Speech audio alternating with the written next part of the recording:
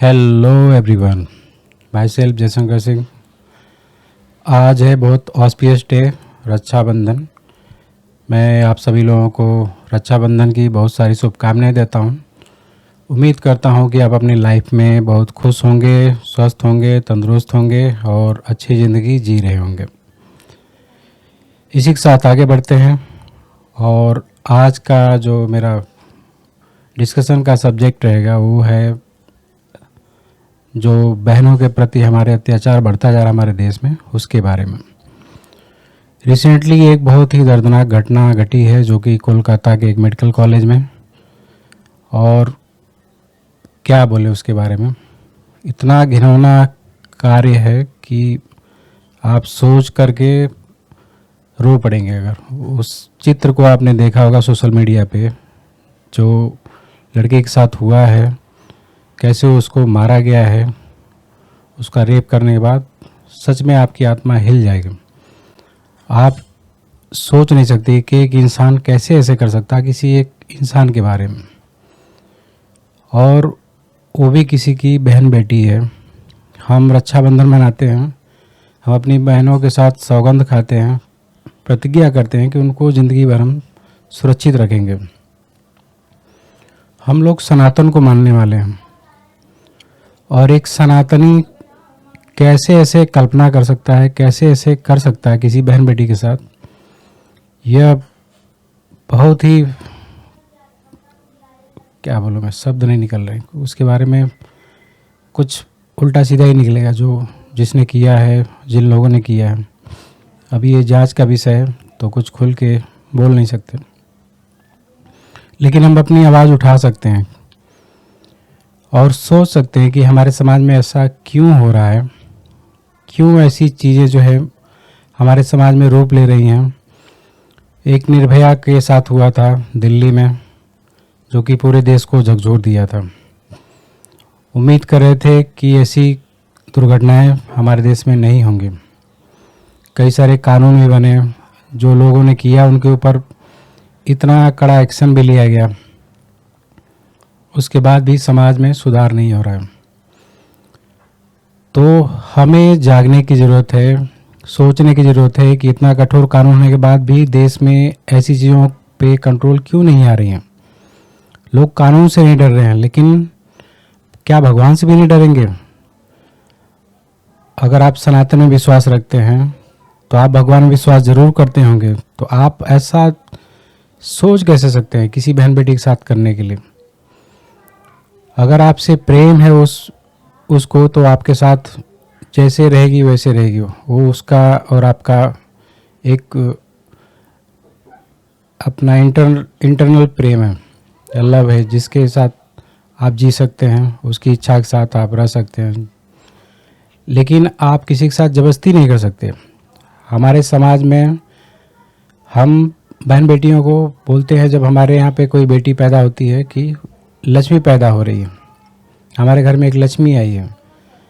यार, लक्ष्मी का रूप होने के बाद आप उसके साथ ऐसा कृत्य करते हैं, उसको आप मार डालते हैं, उसके साथ ज़बरदस्ती आप रेप करते हैं उसके बिना अच्छा के बाद, वो भी 10-10 लोग। यार, क्या सोच है आपकी? आपकी मेंटलिटी को क्या हो गया है? आप क्यों इतना गंदा कर रहे हैं? शर्म आनी चाहिए यार। इंसान नहीं, आप जानवर हैं। जानवर भी नहीं बोल सकते यार। आप जैसे हमारे पुराने समय में बताया गया है कि राक्षस होते थे, वो राक्षस के रूप है, दानव के रूप है। आपको मेरे हिसाब से, जो कि इस्लामिक देशों में रूल होता है ना, कि चौराहे पे लटका देना चाहिए। मेरे हिसाब से वो रूल सही है, ताकि समाज उससे डरे। हमारे देश में वैसा कानून नहीं है, हम डेमोक्रेसी फॉलो करते हैं, उन चीज़ों को हम नहीं कर सकते, अमानवीय व्यवहार। लेकिन आप भी अमानवीय मत बनो यार। आपने उसके साथ क्या किया? आज रक्षाबंधन है, लेकिन ऐसे दिल से उल्टा सीधा निकल रहा है ना इन लोगों के बारे में, कि उनको पुलिस को पकड़ के सीधे शूट एंड साइट करना चाहिए, देखते ही गोली मार देना चाहिए। ये ऑर्डर होना चाहिए। अगर कहीं से भी प्रूफ मिल जाए कि ये बंदा उसमें इन्वॉल्व था, ऐसा किया है, तुरंत ऑन द स्पॉट मेरे हिसाब से शूट कर देना चाहिए। एक मैसेज जाना चाहिए सोसाइटी को कि आप ऐसा करोगे तो आपके लिए फिर कानून नहीं है कि आप जेल में रोटी तोड़ोगे यार। आपके लिए सीधे एक ही कानून होना चाहिए, पकड़ो, प्रूफ हुआ, तुरंत मार दो गोली, जहाँ भी मिले, चौराहे पे, जैसे भी, तुरंत ऑन द स्पॉट। और कोई संवेदना नहीं होना चाहिए समाज से। समाज भी ना उनको तिरस्कार करे। यार आप तो डॉक्टर थी, लोगों की देखभाल करने वाली डॉक्टर थी, आप उसके साथ जो जीवन बचा रहा है उसके साथ आप कैसे ऐसे सोच सकते हैं, कर सकते हैं। फिलहाल वो हो चुका है और जांच चल रहा है। उम्मीद करते हैं कि गवर्नमेंट जल्दी ही कुछ और कड़ा कानून लाए, फास्ट ट्रैक कोर्ट्स हों ऐसे चीज़ों के लिए। मुझे उतना लॉ का तो नहीं पता, लेकिन मुझे लगता है कि ऐसे होने चाहिए फास्ट ट्रैक कोर्ट, कि अगर ऐसे लोग प्रूव हो, उनकी अगर जो सीन्स हैं, पाप हैं, उनको इमीडिएट एक्शन लेकर के सज़ा दिया जाए और कठोर से कठोर सज़ा दी जाए और पूरे न्यूज़ मीडिया हर जगह पे पब्लिश किया जाए, ताकि समाज में डर बने कि ऐसा करने पे मेरे साथ ऐसा ही बर्ताव करेगा हमारा देश। एक मिसाल होनी चाहिए। कुछ पॉइंट्स मैंने नोट किए जो कि हमें पीछे जाके अपने परिवार में झांकना चाहिए कि हमारे समाज में ऐसा क्यों बढ़ता जा रहा है। रेप की घटनाएं बहुत ज़्यादा बढ़ रही हैं। लोग जो है इंटरनेट के साथ मुझे लगता है ज़्यादा जुड़ गए हैं। इंटरनेट एक पावर भी है और इंटरनेट आपके मानसिक जो चीज़ें हैं उसको बिगाड़ भी सकती हैं, बशर्ते आप किस रूप में उसको यूज़ कर रहे हैं उसके ऊपर डिपेंड है। जो मैंने कुछ पॉइंट्स जो देखे हैं, जो कि आज की जो नई पीढ़ी है उनको सबसे बड़ा प्रॉब्लम है कि वो इंटरनेट के ज़माने में पैदा हुए, जिनको जनरेशन जेड बोला जाता है, जेन जी हैं, वो इंटरनेट के साथ पैदा हुए। आज 5G 6G तक चला गया इंटरनेट, और उनको मुझे लगता है कि जो हमारे कल्चर के बारे में, हमारे सभ्यता के बारे में बहुत ज़्यादा नॉलेज या ज्ञान जो है उनके पेरेंट्स नहीं दे रहे हैं। पहले के ज़माने में जो जनरेशन वाई था, उस ज़माने में माँ बाप जो बेसिक चीज़ें हैं, नैतिक शिक्षा है, वो अपने परिवार में लोग जो है अपने बच्चों को देते थे, और उसके कारण बच्चा बिगड़ नहीं पाता था। जो शिष्टाचार था उसको फॉलो करते था और जीवन भर उस अच्छे आचरण को बना के रखता था, बिगड़ नहीं पाता था।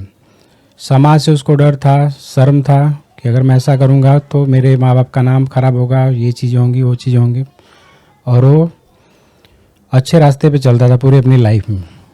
लेकिन आज के समय में मुझे लगता है कि माँ बाप ने इस नई पीढ़ी को कुछ सिखाया बताया नहीं और अपने धर्म से दूर जाते जा रहे हैं, जिसकी वजह से बच्चे जो है अलग दुनिया में जी रहे हैं। उनको न समाज का डर रह चुका है, न अपने माँ बाप का डर रह चुका है, न कानून का डर रह चुका है।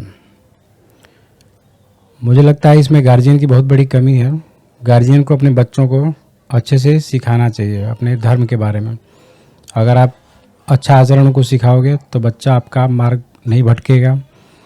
उसके अलावा समाज में उसको अपनी इज्जत कमाने की एक, तो आपको अच्छी चीज़ें अपनाना पड़ेगा और अपने बच्चों को जो है अच्छा शिक्षा, अच्छा संस्कार देना पड़ेगा, तभी ये देश कहीं और तरक्की करेगा, आगे बढ़ेगा। दूसरा जो मैंने पॉइंट पाया है कि जो जेनजीज हैं वो अपने हिसाब से अपनी लाइफ जीना चाहते हैं और फास्ट लाइफ जीना चाहते हैं। उनको ज़िंदगी बहुत छोटी लगती है कि हमारी ज़िंदगी बहुत छोटी है और सारी चीज़ें हमको अपनी लाइफ में बहुत फास्ट चाहिए, चाहे वो सक्सेस हो, चाहे वो मनी हो, चाहे वो फेम हो,